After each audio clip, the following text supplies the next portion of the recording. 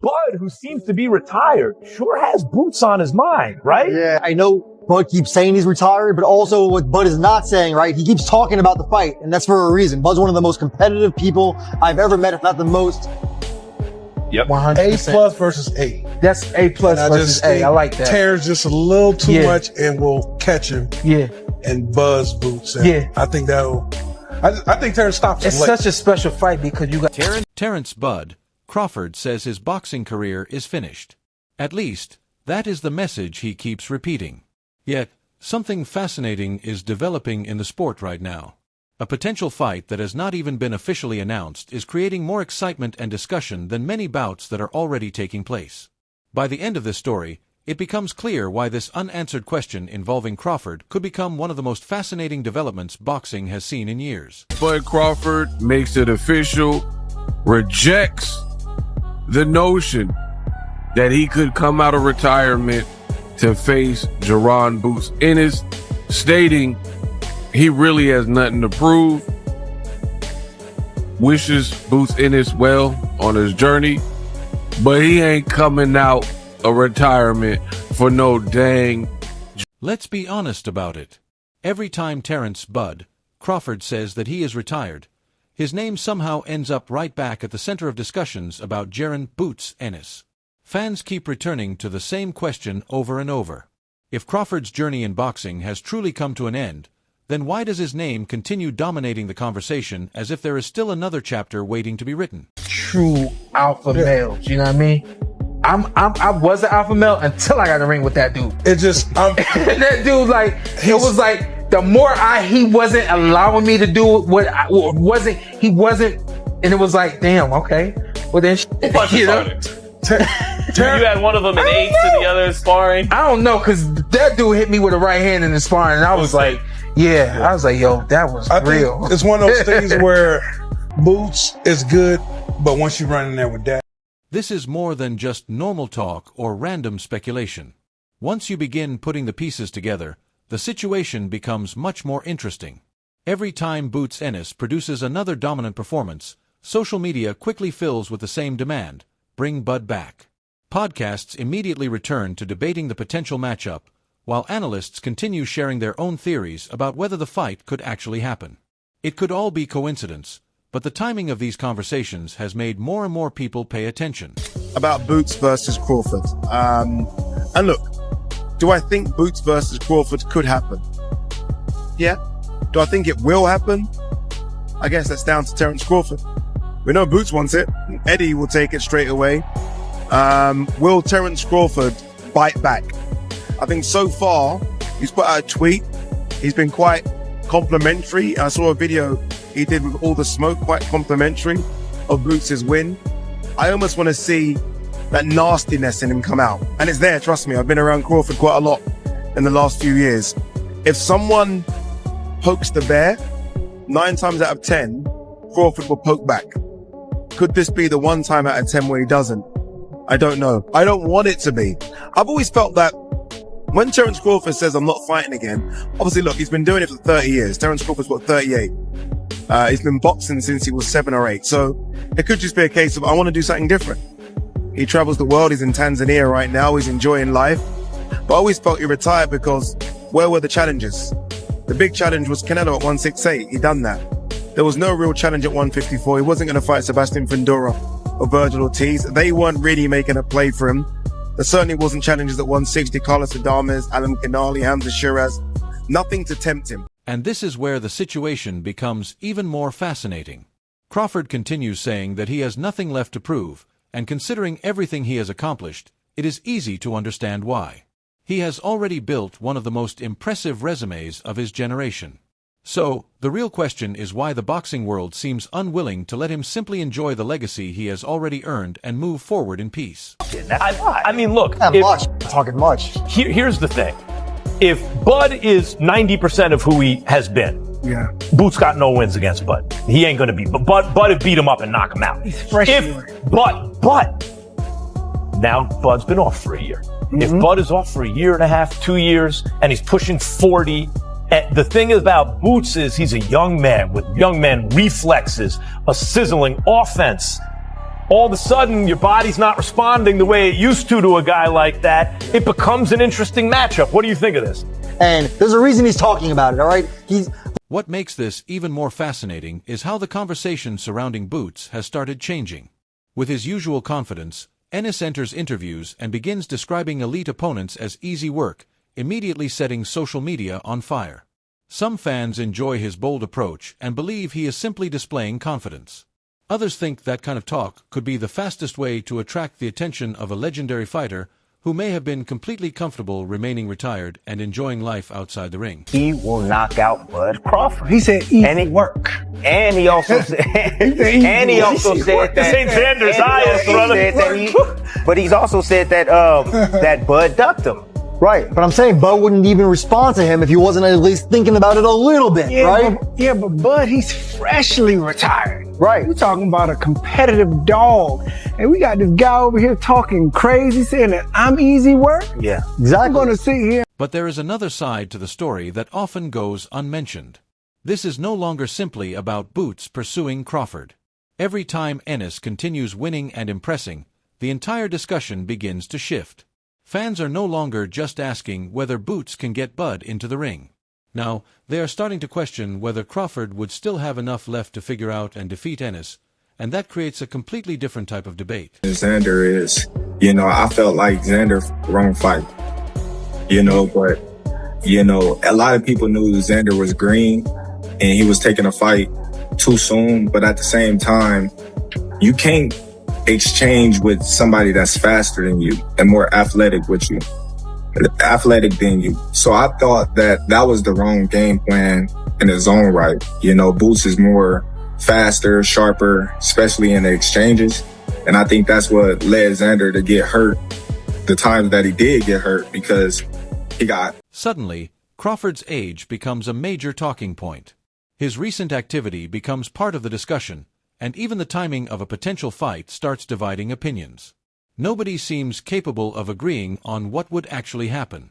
And coming up, we'll examine why another dominant performance from Boots may have created even more questions about this matchup instead of delivering clear answers. His inexperience, he really just gave his corner the opportunity to do whatever they wanted. That's how I see it. Okay. Meaning when he looked over to them? Right. Okay. But that's what you taught. You taught when you get a knockdown or if you get hurt, look at your corner. So I wouldn't say that he quit, because he took the big step in getting in there when he didn't have to. How did you think Boots looked? Boots looked like himself. He was sharp, he was explosive, and, the experience that he carried in the ring allowed him to be victorious that night, and his skills and talent. Did you think he would look like that, or did you think he would look better, worse? What were you expecting going in? I wasn't expecting anything. Okay. I was just expecting to watch Xander fight. One analyst steps forward to remind everyone that elite ring intelligence does not simply disappear overnight. Crawford built his reputation by studying opponents early, understanding their patterns, and then making the adjustments necessary to take control of the fight. That is why some believe his experience could still overcome Boots' youth and athletic advantages. Others, however, argue that time eventually catches every fighter. Neither side is prepared to back down, and the debate only continues getting louder. Does easy work pop in your mind, or a challenger fight? Xander.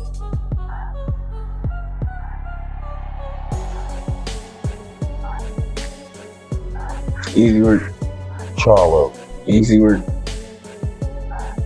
Pandora. Easy work. Errol Spence. Easy work.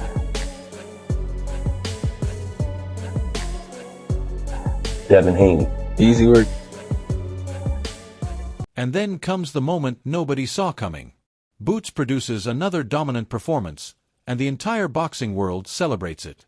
But instead of finally settling the debate, his victory only makes the discussion even larger. Some viewers see the performance as proof that he is ready to face anyone in the sport.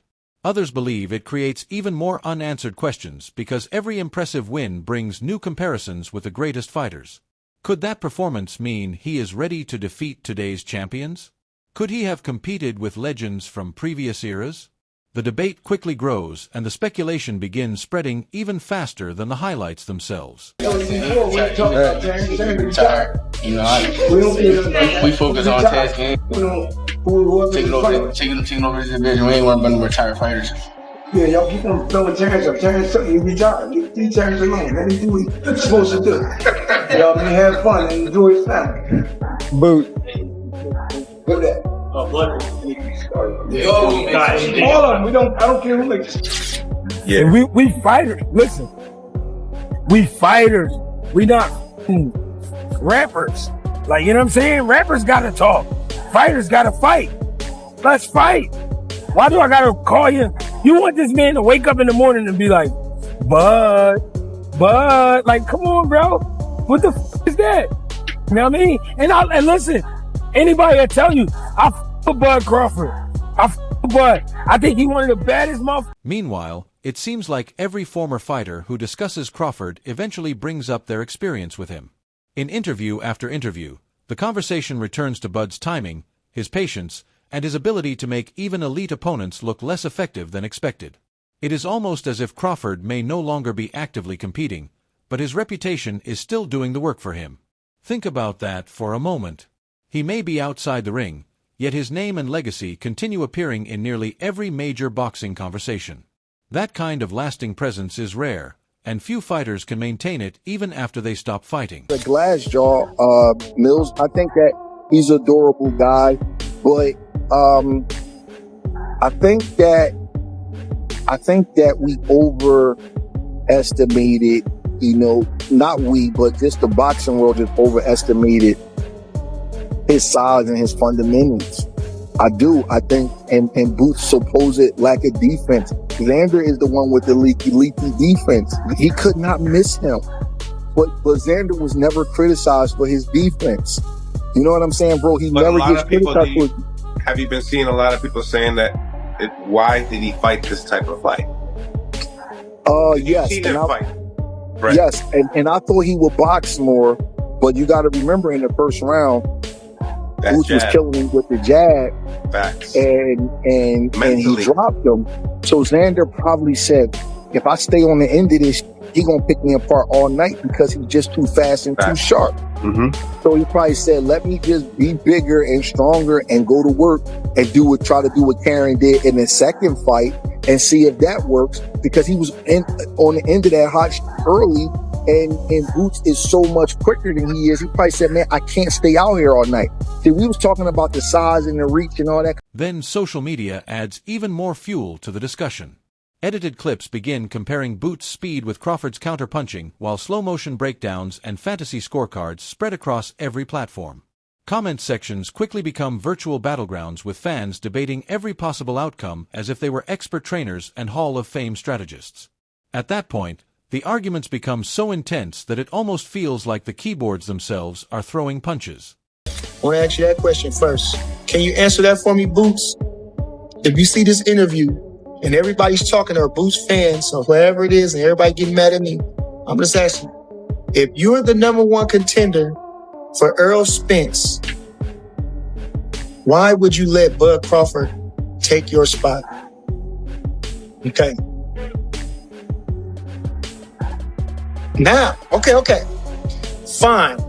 I commend you on that, you know, because let's just say you wanted those guys to fight for that way you can be undisputed. Okay, I'm going to let those guys fight because, you know, I want to be undisputed. Okay. So we let you slide on that. Okay. Now, when this fight is made, just like most big fights, there's usually a rematch clause. Okay. So with these type of superstar fighters, we know they fight, you know, infrequently. They fight less. You know, it's not gonna be immediate. It's not gonna be. So let's say they fight. How much do you think the time would be for the rematch to happen? Because, like I said, it was a huge fight. This is where the situation starts feeling even more unusual. Reports suggest that Crawford is genuinely enjoying life away from boxing, traveling and spending time outside the constant spotlight. In many ways, He appears to be doing exactly what a retired champion should be doing. Yet, whenever Boots delivers another major performance, Crawford's name somehow finds its way back into the headlines and conversation. It almost seems as though, no matter how much he embraces retirement, retirement itself cannot keep him away from the boxing conversation. Taking a lot of punishment in there, man. He's taking a lot of punishment in there. Well, let me know when to go, Unc. Go ahead. I would say is this. When he came, when he switched, he started on Orthodox because he's an Orthodox fighter. Yes. He went to Southpaw. Ocho, every lead left he threw, he led. Then another public reaction enters the discussion. One respected voice says they would still pick Bud, and only minutes later someone else confidently argues that Boots would not be able to stop him. Before long, fans are no longer discussing facts alone. They are debating possibilities, and those possibilities can sometimes become larger than reality itself. Then what feels like breaking news arrives, except the real story is simply another wave of conversation. Every new interview creates fresh theories. Every quote gets turned into short clips, and every sentence becomes enough to fuel another week of arguments. It is almost as if the fight already exists, just not inside an actual boxing ring. And then comes the biggest twist of all. Maybe the real winner in all of this is not Crawford. Maybe it is not Boots, either. Shoulders moving, head right there. Ping, right there. Ping, hey. But Boots took a little beating too now. Hey, Unc, Joe, that third round. Come on. That third round, I mean, Booth said it. Booth said it, when he talked to the commentator after the fight in that third round, I got a little bit lazy with my defense. Now, he took some shots, Unc and Joe, but most of the time he rolled with him.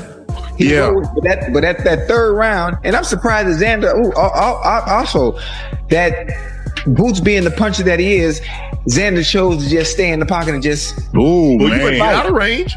Or move your head. I do both. Get out of range and move your damn head. And then we have professionals analyzing Ennis's recent performance. I want to salute both of the fighters for putting it all on the line. Their undefeated records on the line. The young Puerto Rican unified champion, stepped up in competition when it came down to Jaron Boots Ennis. Lots of people believe that he is the phenom in boxing, the upcoming star in boxing.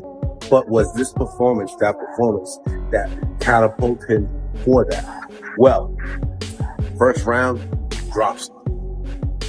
Second round, beats him. I say third round and fourth round, I felt like Xander Zayas had lots of success in those rounds. I felt like he hurt Jaron Boots Ennis. I seen Jaron